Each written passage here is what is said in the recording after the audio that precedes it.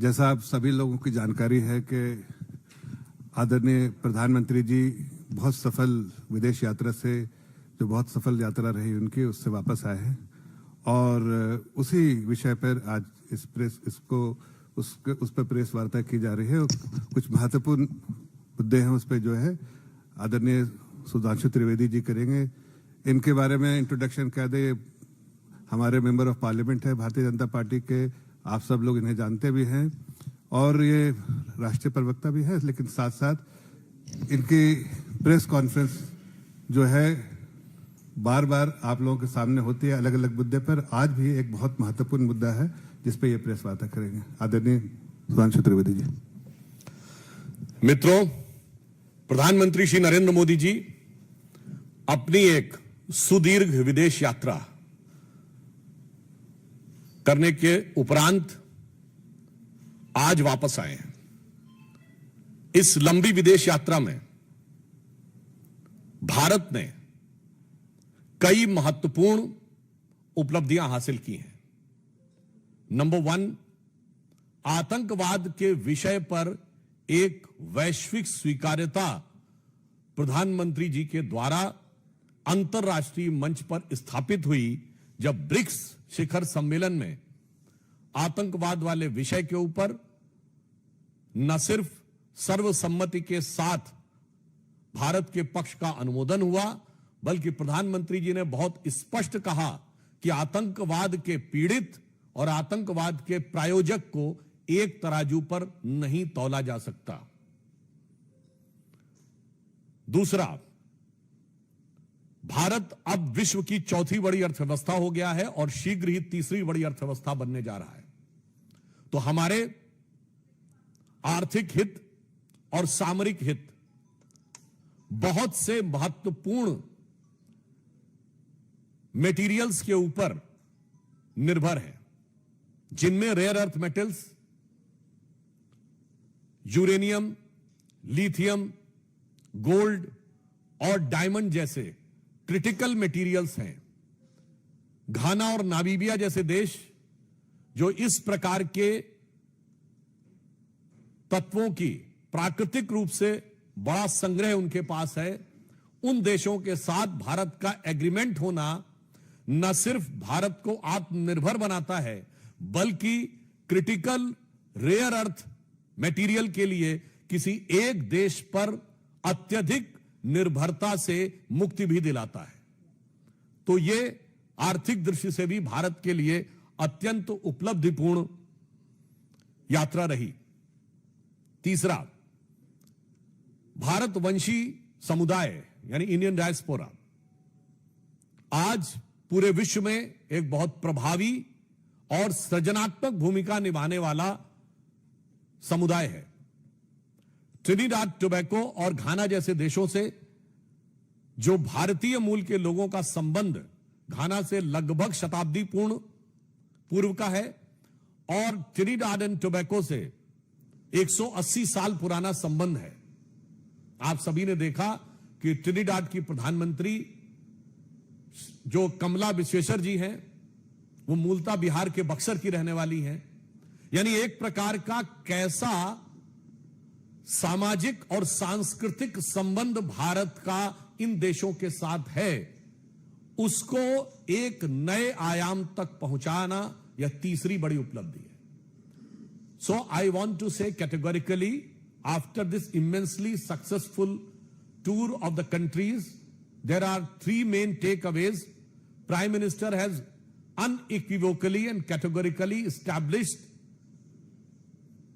the matter of terrorism at the BRICS, and he has said that the perpetrators of the terror and the victims of terror cannot be equated.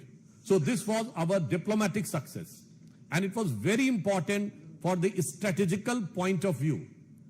Then the countries like Ghana and Namibia, which are very rich in the minerals and the metals like uranium, copper, lithium and rare earth metals, India has entered into an agreement which is very much required for the future, and over-dependence upon any one country as far as these critical minerals and critical metals are concerned. So it was very much required for our economical aspect.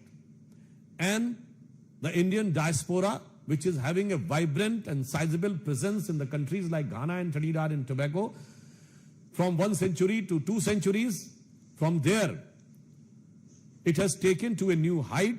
As you know that the Prime Minister of Trinidad and Tobago, Kamala Visweswarji, is from the Buxar area of Bihar, and this has taken India's emotional connect and cultural and social connect with those countries to a new dimension. So, strategically, economically, and culturally, this visit of Prime Minister has set up a new era in India's role at the international level with cooperation of the African and southern countries.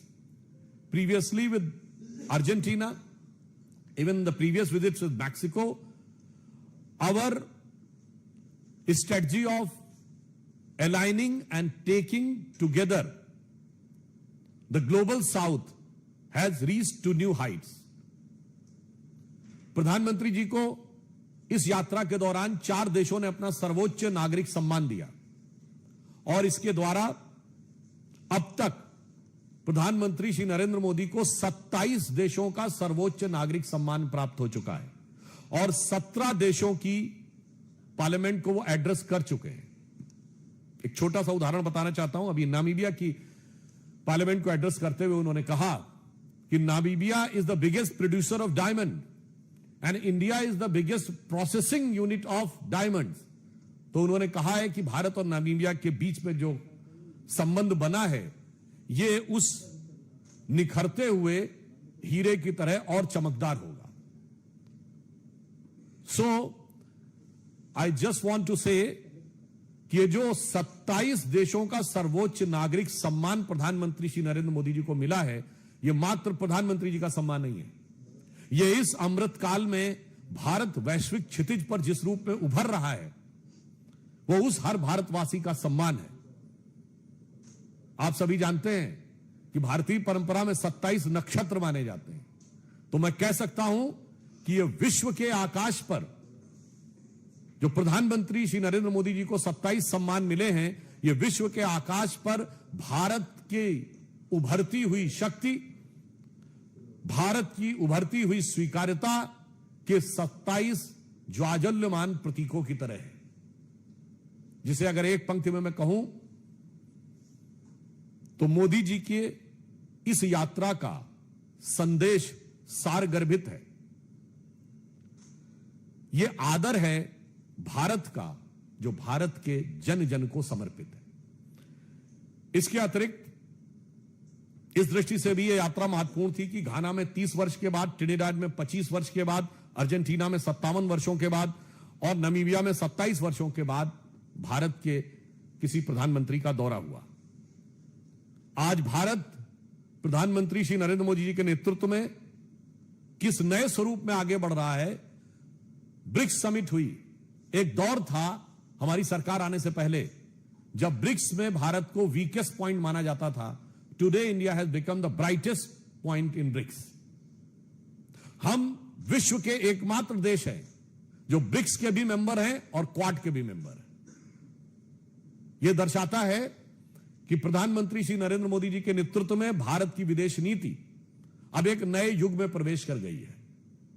किसी जमाने में हम गुट निरपेक्ष हुआ करते थे, आज हम विश्व में सर्वसमावेशी की तरफ बढ़ रहे हैं। There used to be a time when India was considered as non-aligned. Now our foreign policy is all aligned.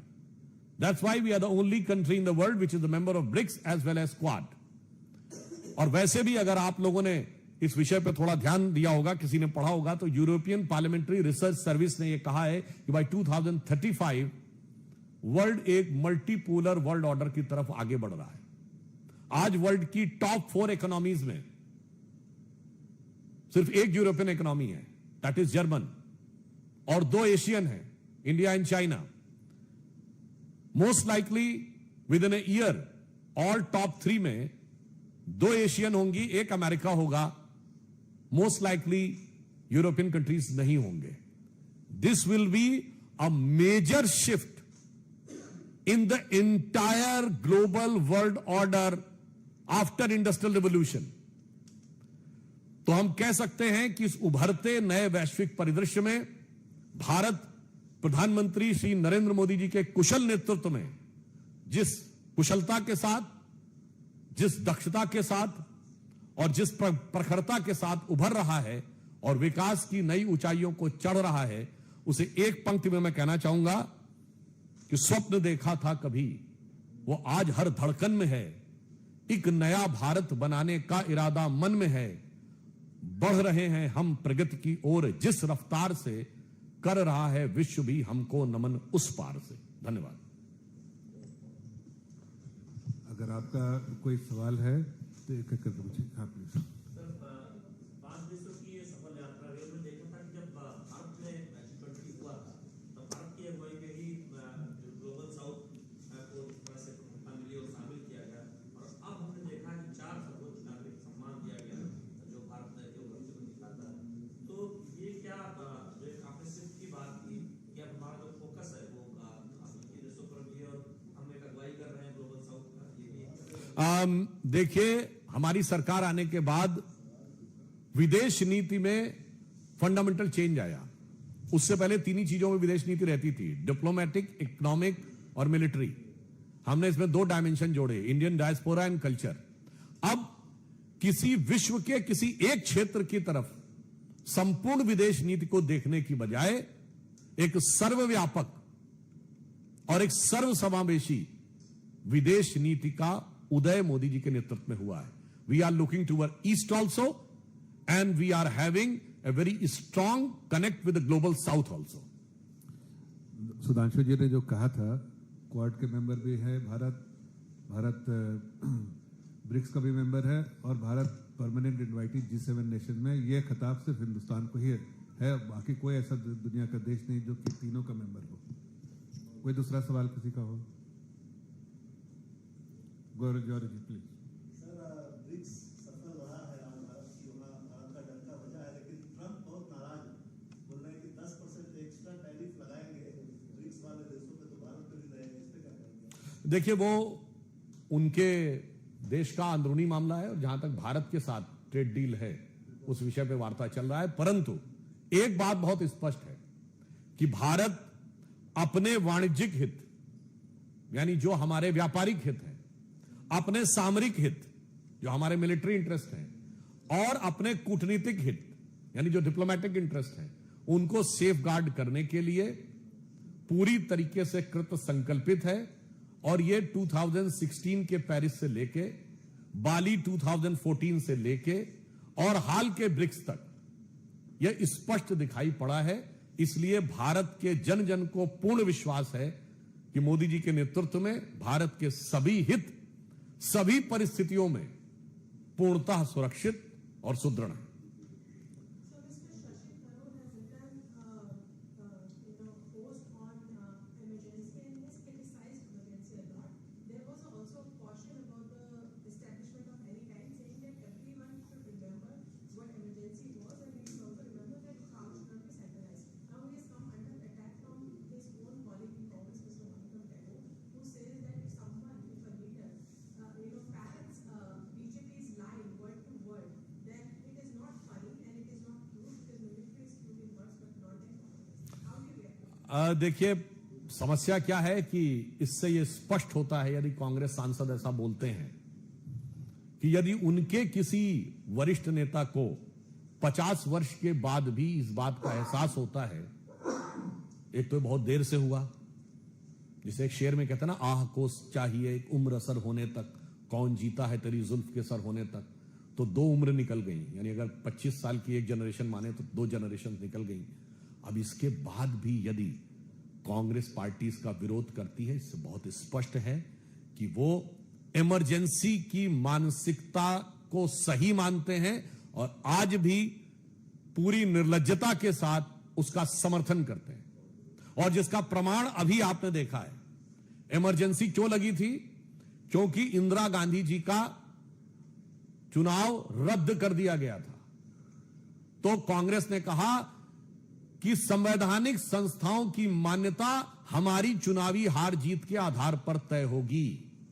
और अभी आपने देखा जो बिहार में प्रदर्शन किया है, 50 साल में मानसिकता नहीं बदली है। वही मानसिकता राहुल गांधी जी के वक्तव्य में परिलक्षित होती है कि मेरी चुनावी हार जीत के आधार पर संवैधानिक संस्थाओं की मान्यता तय होगी। तो यह दर्शाता है कि पीढ़ियां बदल गई पर सोच नहीं बदली। मेरे ख्याल से और किसी का सवाल नहीं, तो बहुत बहुत धन्यवाद, आप लोग इस प्रेस वार्ता में आए। Thank you.